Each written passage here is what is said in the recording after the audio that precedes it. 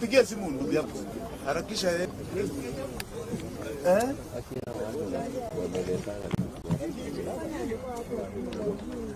Dateja amefika.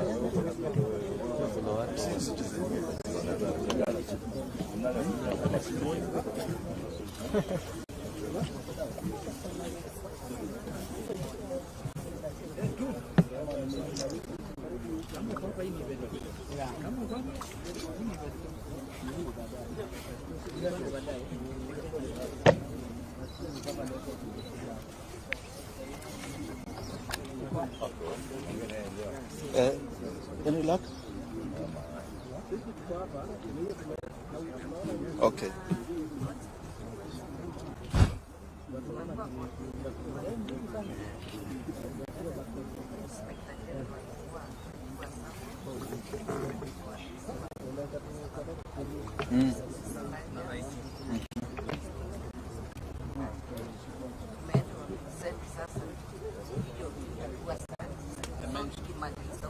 So they've been somewhere there 3 p.m. Yes, so 3 p.m.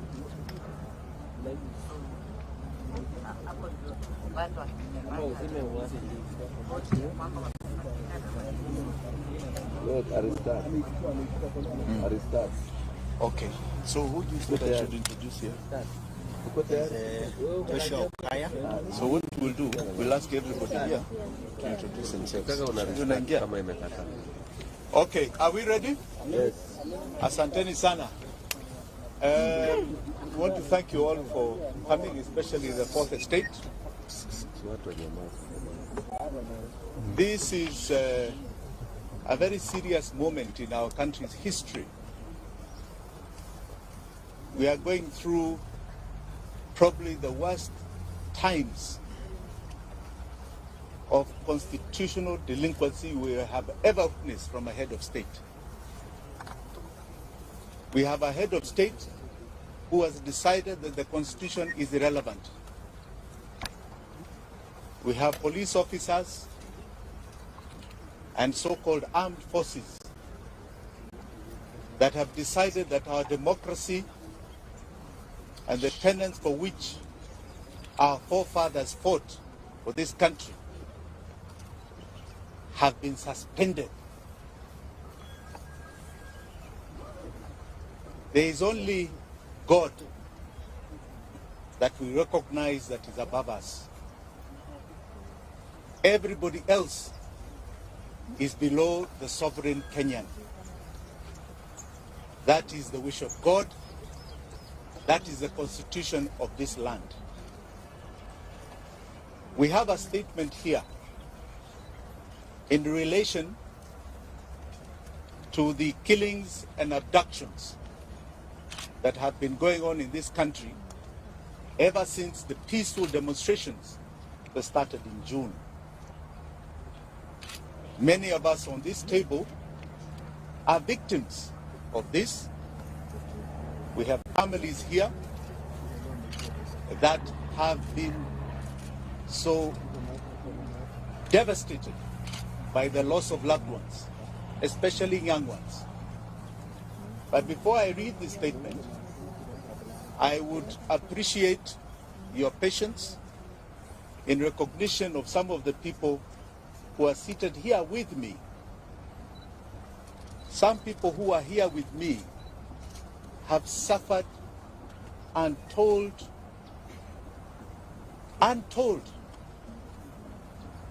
inhuman treatment, all in the name of exercising our democracy as enshrined in our constitution.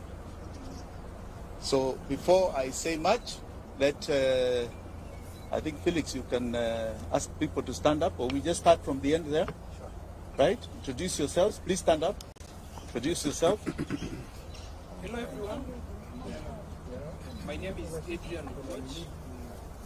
We are leading university student activism to reinvent and bring back the student activism that we've been having for a long period of time that we have lost. Right now, the major discourse has been on the new funding model and the role that has been in the education sector. And we want students to be active and aware of whatever is going on. We are not in support of what the government has done in trying to call out student leaders in having personal meetings, which is not effective towards success of education in this country.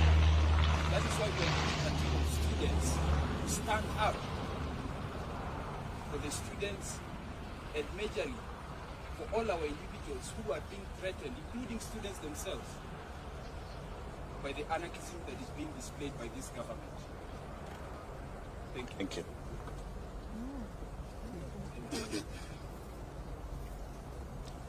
So hello everyone. Hi. Can see this issue because I believe at stake here is our very lives, our very existence.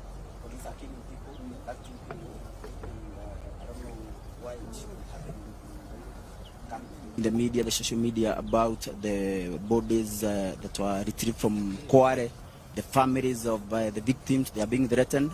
The youths who helped to retrieve the bodies, they are being threatened by the DCI. I think this is uncalled for, and this is what we should stop. I don't know why people should lose their lives for someone to cling to power, for someone to refuse to get out of power. I think people have spoken, the people of Kenya, we saw the protests President Ruto in power because this man came into power through lies, lying to the people of Kenya, and this is what we are dealing with. We are dealing with an evil system that people who stop at nothing to continue killing into power. This is the problem that we must deal with squarely and know how to get out of this mess. Thank you so much for now. Kimani is a one-man army. Yes. Kamau, sorry. Thank you.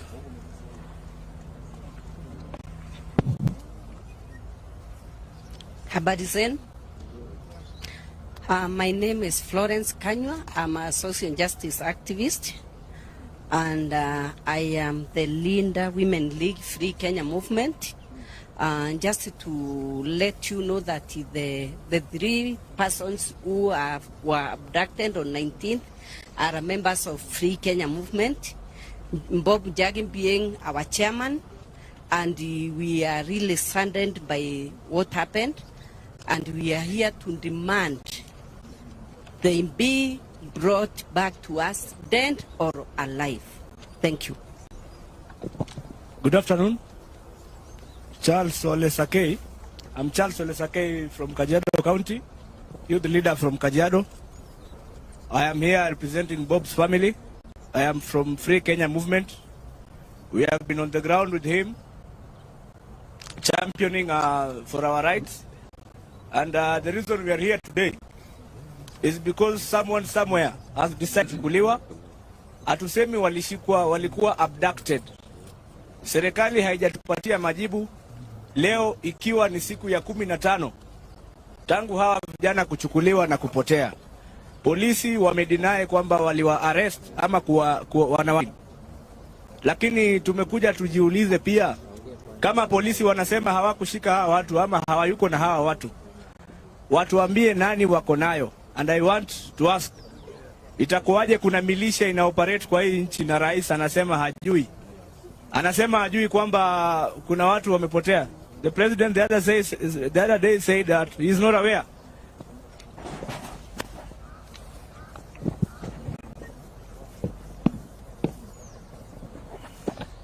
We'll come back to the introductions. Ladies and gentlemen, as I said, we are at a very sad stage in the country's history. I'm going to read this statement and know that it has been compiled by all of us because we want to send a message directly to William Samoei Ruto. Directly to him. Crooked Ruto is responsible for the illegal abductions and killings.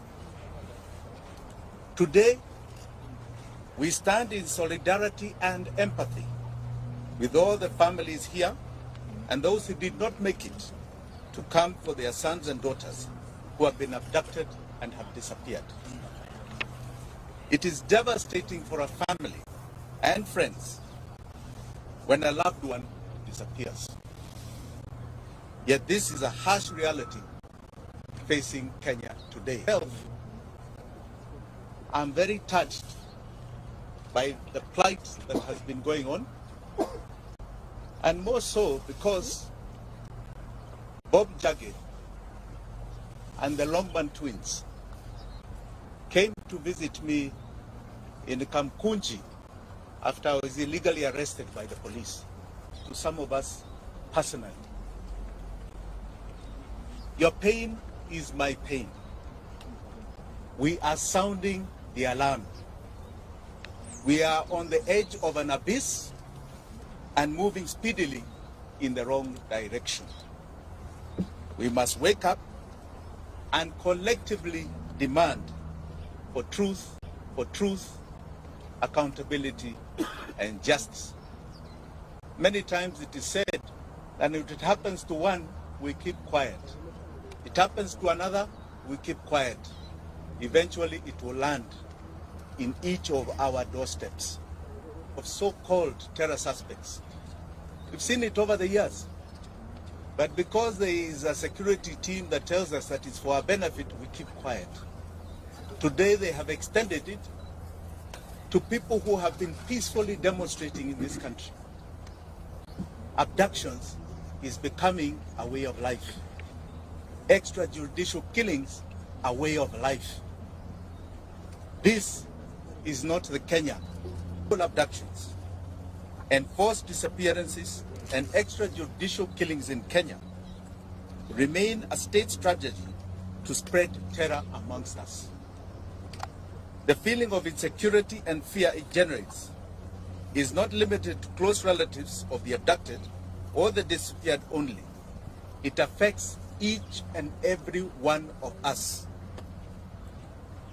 Illegal abductions and enforced disappearances violates the right to life, liberty, protection before the law, and protection from other cruel, inhumane treatment and punishment.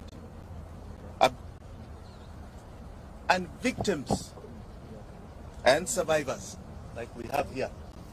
We have a young man here who was abducted all the way to Maragua. He'll tell you his story. Abductions are a gross violation of the international law, including it is kidnapping people, kidnapping Kenyans.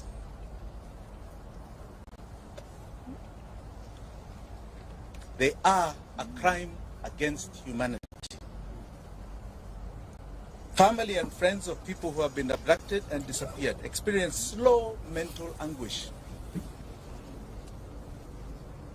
not knowing whether their son or daughter, mother or father are still alive, not knowing whether he or she is being held or how they are being treated. Searching for the truth put whole families in great danger. There are some families we wanted to visit. I myself directly, with my deputy Willis Otieno, and I can tell you those families are afraid. They want to meet us in private because they are afraid that the attention we may cause will victimize them.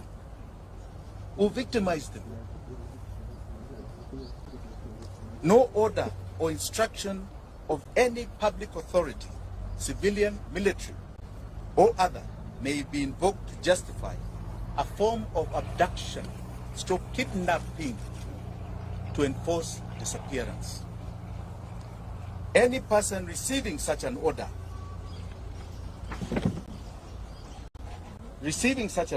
or instruction shall have the right and duty to not obey it. Article 26 of the Constitution of Kenya guarantees every Kenyan the right to life, specifically stating a person shall not be deprived of life intentionally. Article 28 and 29 of the Constitution provides the human dignity, freedom, and security of the persons, which includes and not be subjected to torture or treated or punished in a cruel and inhumane manner. The Inspector General of the National Police Service, under Article 245 of the Constitution, must exercise independent command of the police. We have seen what is going on. You have an IG who stands up and says you can demonstrate. It's in the Constitution. 2 days later, he's chasing everybody from the streets and his officers are shooting. Who is giving him those orders? The IG is constitutionally required to ensure the police operate with the highest standards of professionalism and comply with constitutional standards of human rights and fundamental freedoms while performing their work. In exercise of the command of the police, the IG has the constitutional responsibility to ensure that the officers commit to protect the right of life of all Kenyans by adhering to the Constitution. President William Ruto took oath and swore that he will truly and diligently serve the people of the Republic and the Republic of Kenya. He will diligently discharge his duties and perform functions in the office of the President while doing justice to all in accordance with the Constitution and the laws of Kenya without fear, favor, affection, or ill will.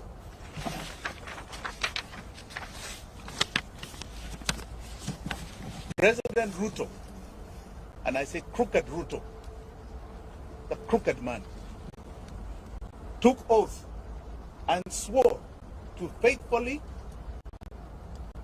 bear true allegiance to the Republic of Kenya and will obey, observe, protect, and defend the Constitution of this country. And he will protect and uphold the sovereignty, the integrity, and the dignity of every single Kenyan. That is an oath you are swearing to God before 54 million Kenyans. Regrettably, today it can be confirmed that crooked Ruto has not only violated the Constitution of Kenya, but has contravened his oath of office. He has become a constitutional delinquent. For the avoidance of any doubt, if any of you have any, crooked Ruto is solely responsible for the abductions, enforced disappearances, and the murders of young Kenyans, Gen Z. He has turned his police force into a political militia. Kenyans must never forget William Ruto's history. And Kenyans will never forget what he's doing to us today. Crooked Ruto is hypocritically mocking, laughing, and demeaning the abducted, disappeared, and murdered sons and daughters of this country, and their loved ones who are painfully crying daily. The only crime they have committed is exercising their constitutional and democratic right to peacefully and unarmed demonstrate on the streets in our country. We will not yield to crooked Ruto's tyranny. We will not. Because to yield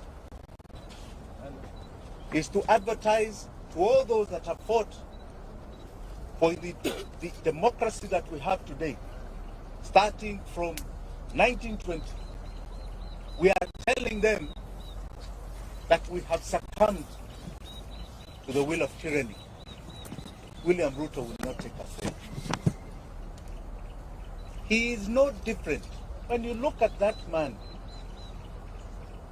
read the history of people like Pol Pot of Vietnam, Adolf Hitler. Read the history of Amin Dada, who was just next door to us, Umar Bashir, who created atrocities in Sudan. He is no different. It's not a man to glorify. That is a man to feel shame that he represents this great country called Kenya in any position. Finally, I wish to assure the abducted, the disappeared, and their families here and home, you shall never be forgotten by Kenyans.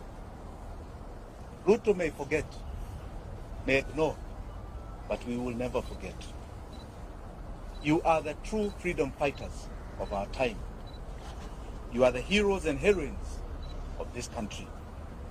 Forgetting you is rejecting our own identity. Forgetting you is to renounce the meaning of our life. Forgetting you means that we do not even love our own families. We will keep the memory of our abducted, our disappeared, our murdered.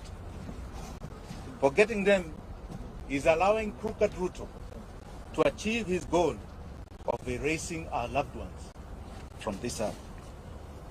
We are going to continue demanding justice.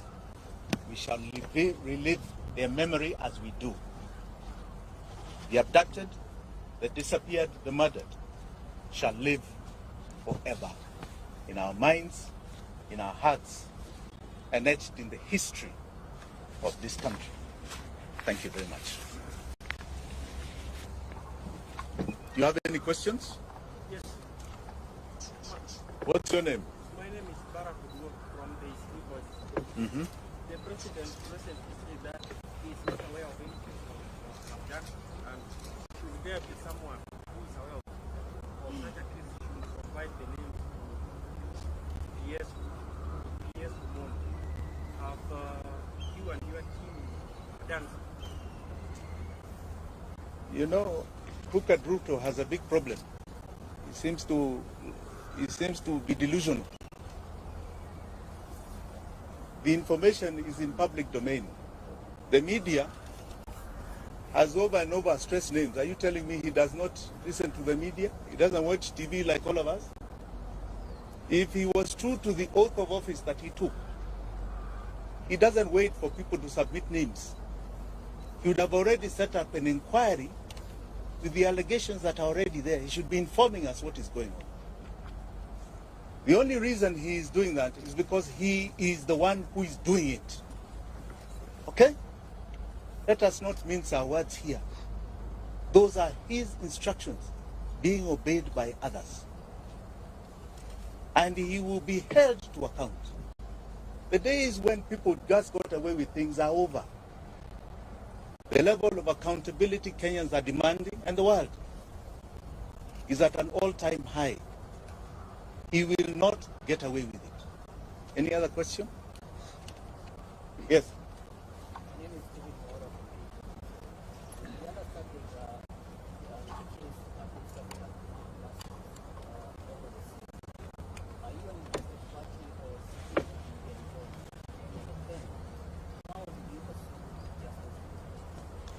You know, justice for the victims is historical to us. When we had ICC, that was an attempt to deal with justice for the victims. We had 1,400 people who died, 2007, 2008. Today, we are talking, we don't even know the exact number. We have bodies in the mortuary, unclaimed, unidentified. We have bodies being found in rivers and swamps and dump sites. We don't know how many. We can only estimate there may be a few hundred. I think we must start looking for justice elsewhere. We are going to make sure they are accountable in this country. One of the greatest cases that has happened, and I like you to all follow this case, is the case of justice for Baby Pendo. Baby Pendo was murdered by police in 2017. And that case is coming up October the 3rd. in our High Court here in Nairobi. That case is taking to court what you call the commanders of that case. The OCS, the OCPD, regional commander, people who actually committed the murder, and holding them personally liable, criminally liable for the death of the dependent. One case at a time is going to achieve things you have never imagined. We've been very supportive of that case. It has taken 5 years. We are now almost at a critical point. So I want to warn all these commanders who are taking instructions. Watch the Baby Bendo case. It is coming to you. Each and every one of you. Whether you're the IG, whether you're the DCI, whether you're NIS, whether you're an OCPD, it is coming to each and every one of you. And you will face justice for the victims. Yes? My name is Daniel Sare. Do you think the courts are doing justice to those people that have had the cases, their cases taken to court? So far, I have no major complaints to the court system. I don't. I think they're doing a very good job. Today we got an order. I think the IG is supposed to appear this afternoon. Yes. Well, I think we're quite happy with what is going on in our courts. Yes. My name is Sophia from KTN. Yes, Sophia. To clarify, have you? I know you have. I just want to hear from you. Have you actually reported, the missing people, and what has been the reaction from the, the DCI and the guys that you reported the cases? They have been reported to every single police station that is responsible. In other words, where we assume, let's just say we are assuming, were the areas of abduction or the areas where the families come from. They have been reported. Have you ever sought a comment from the IG? Have you? You're asking us, have you?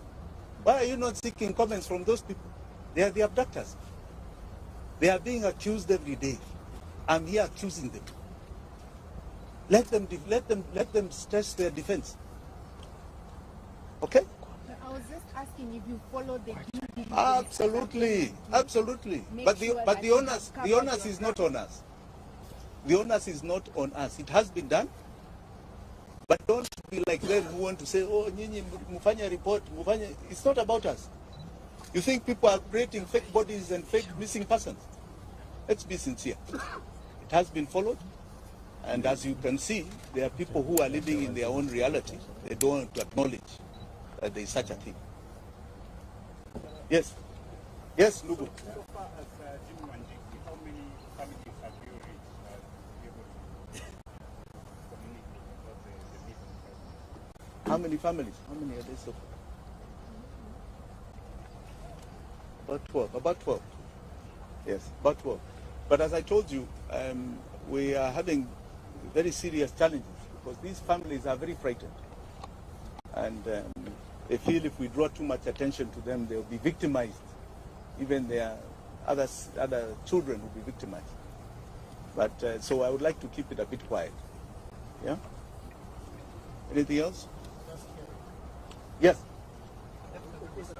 Yes, good afternoon.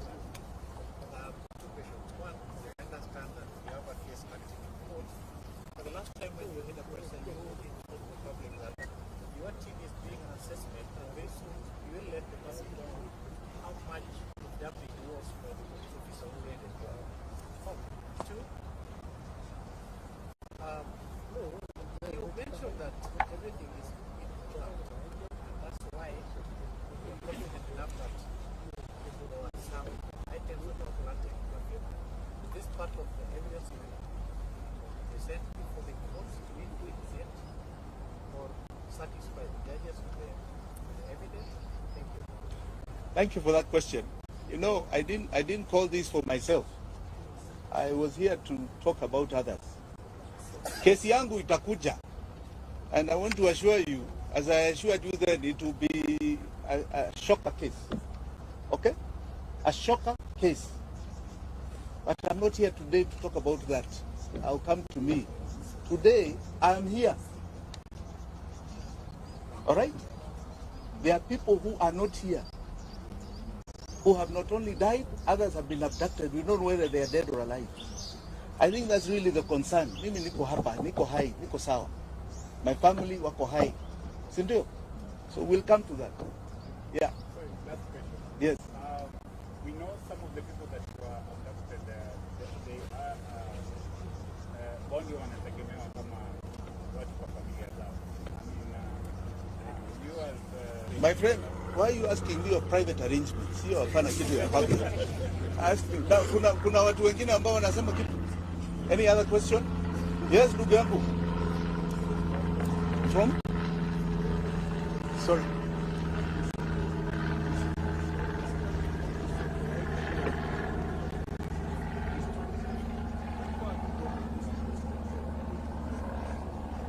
You know, I don't think it's about resignation alone.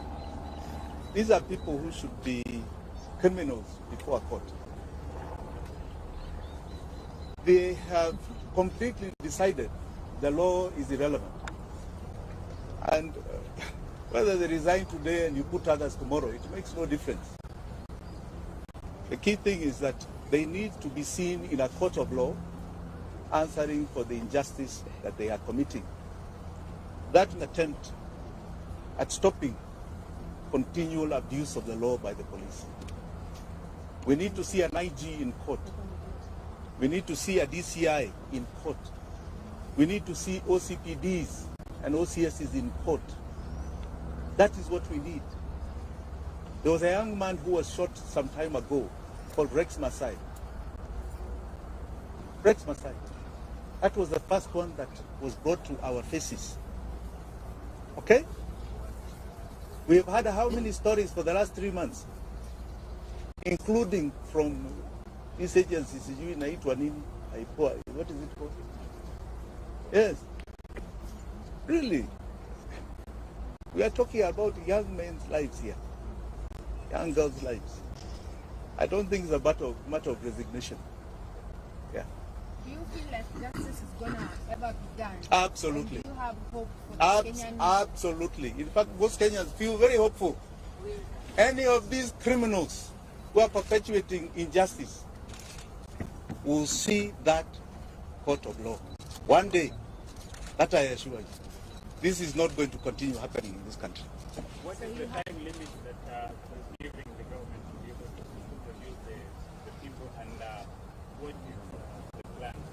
Well, let us see how they answer today, because today's this afternoon's case is critical. Many of us are skeptical. They will say they don't know where they are. They are not the ones who did it, but they also don't know what we have to prove that they are the ones. So let us see what they produce as the excuse this afternoon. Then you can ask me about time limits. Okay? Asante sana. Please hold on. I would like you to still hear some people here. Yeah? Please, Felix. Yeah, yeah. This young man.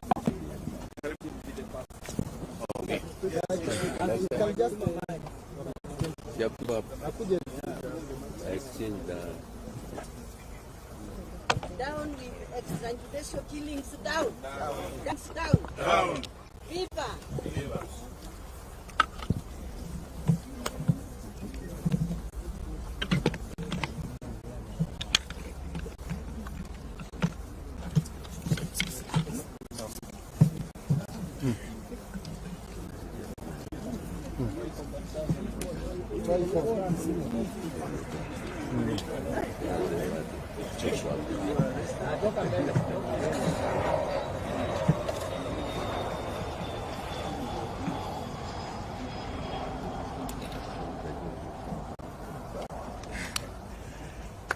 Good afternoon. My name is Joshua Okayo.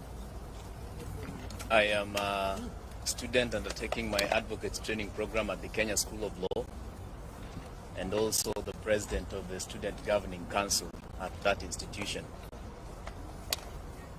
I have been very actively participating in protests that we've seen in the past 2 months. And I remember on 18th of June, I met Advocate Wakili Will is here. We were actually with him on the street.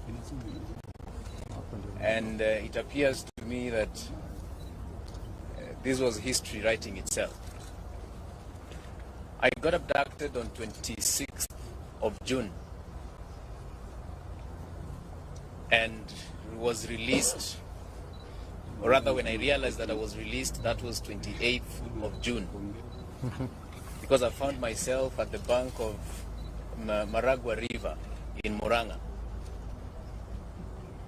So today I'm here because I'm here in solidarity with the families, friends, relatives, and everyone else who are related to our brothers and sisters who have since gone missing but have not been found. I am here because this speaks to me. I am here because I identify with the case in question right now. Were it not for efforts like this, were it not for such pressure, probably I would have been found dead. Sometimes I sit down and reflect, and I see the mere reason why I should also fight for other people. The way my friends and the whole nation fought for me. I would encourage Kenyans to all push for the release of these people. And to William Ruto, the young people are on your case. We are on your case. You have seen people going around the country exposing fraud, exposing theft and corruption. That is just a process to ultimately get you out of office. It might take time.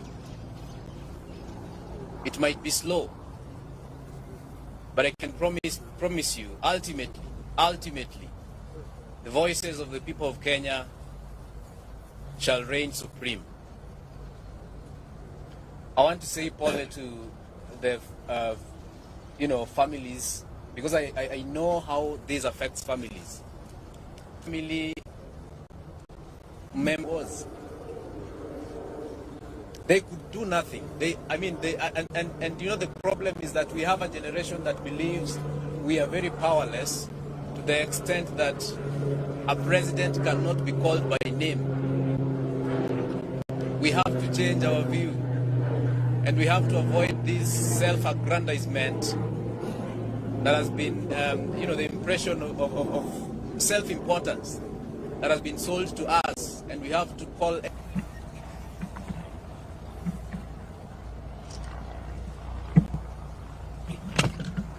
Free Jamil, free Jamil, free Jamil, free Jamil, free Aslam Longton, free Aslam, free Bob Jage, free Bob Jage, free Bob Jage, free Bob Jage, free Jamil, free Jamil, free Aslam, free Aslam, free Aslam. Thank you very much. I'm Willie Sotieno, advocate of the High Court of Kenya. I'm involved in some of the litigations that are seeking to hold the police and William Ruto accountable for the forced disappearances and abductions of our young people. You all recall the story, for example, of the father of the alleged Equity Bank manager, who the state decided to take to live with lions and hyenas as part of torture, a forced disappearance, and the gentleman was held for over 3 weeks. Now, if we believe in the rule of law, and you think the person is a suspect who has committed an offense, our courts work every day. Why not take these suspects to court? Why not subject them to the due process of the law? Now, you've been told these issues of forced disappearance and abductions actually constitute crimes against humanity. And where we are going to seek for redress here in Kenya. And we are also going to invoke universal jurisdiction in count of achieving redress. So to those police commanders and even to William Ruto, rest assured that under the universal jurisdiction principle, we will hold you responsible and will try you for these criminal offenses. And that is not something we are going to do next year. We are going to do it this year. So don't be surprised when you start seeing charge sheets flying across the continent, across the globe, in which police commanders in Kenya and even William Ruto will be an accused person.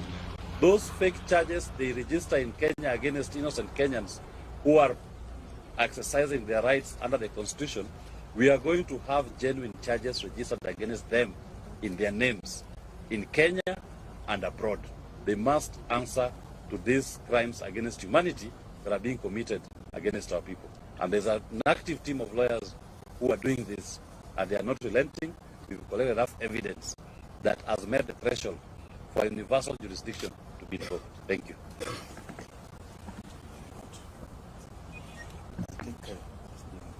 One more word. I have one more word. One more word. William Ruto, I am coming for you. I am coming for you in the political arena. I am coming for you in the legal arena. And I'm coming for you with the Constitution of Kenya. I am coming for you. Know it today and every day that you pretend you are a president of this republic. Thank you very much.